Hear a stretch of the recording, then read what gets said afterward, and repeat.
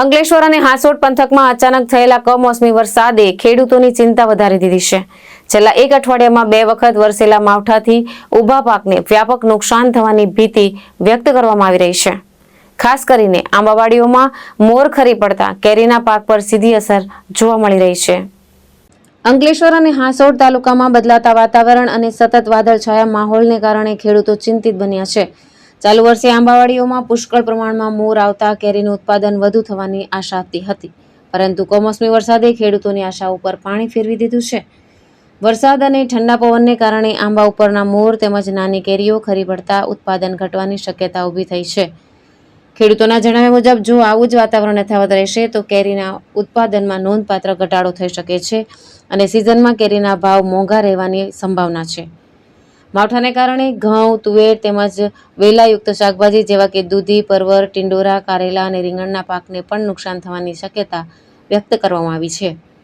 પાક વિકાસના મહત્વપૂર્ણ તબક્કામાં હોવાથી વરસાદી ભેજ અને ભીનાશને કારણે ઉપજ ઘટી શકે છે તેમજ જીવાતો વધવાની ભીતિ પણ ઊભી થઈ છે.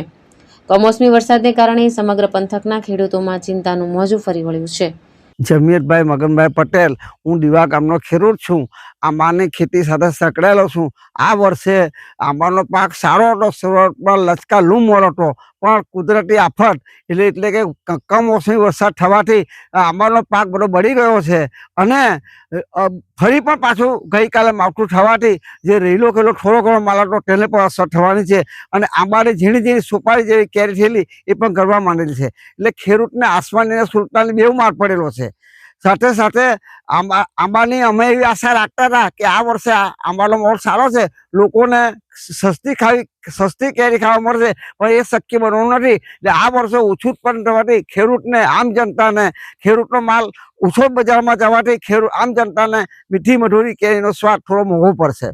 સાથે સાથે આ માવઠાથી ઘઉંના પાકને પણ ઘણું એવું નુકસાન થયું છે. એ પોષકક્ષમ થવું જોઈએ, એ પોષકક્ષમ થવાનું નથી. સાથે સાથે શાકભાજીના પાકની અંદર જે અત્યારે ફૂલ ફ્લોરિંગ સ્ટેજની અંદર છે, એટલે ફૂલ ફ્લોરિંગ સ્ટેજની અંદરથી માલ સારો નીકળે પણ બધું ફલીકરણ જે થવું જોઈએ તે થવાનું નથી અને ફૂલ બધા નીચે ગળી જશે. એટલે શાકભાજીનું ઉત્પાદન પણ ઓછું રહેશે. વેલાવાળા પાકને ખાસ નુકસાન છે અને આ ઓછું ઉત્પાદન આવવાથી માર્કેટની અંદર જે માલ આવશે એ ઓછો આવશે ને ઓછો આવવાથી ભાવ વધારે મળશે. એટલે આમ જનતાને, પબ્લિકને મોંઘા ભાવે શાકભાજી ખરીદવી પડશે અને ખાવી પડશે.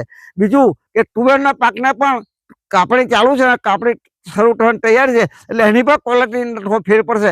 એટલે એની અંદર પણ ક્વોલિટીમાં ફેર પડવાથી ભાવની અંદર લોકોનો માર પડશે. ધર્મેશ રાણા, દ્રષ્ટિકોણ ન્યૂઝ, અંકલેશ્વર.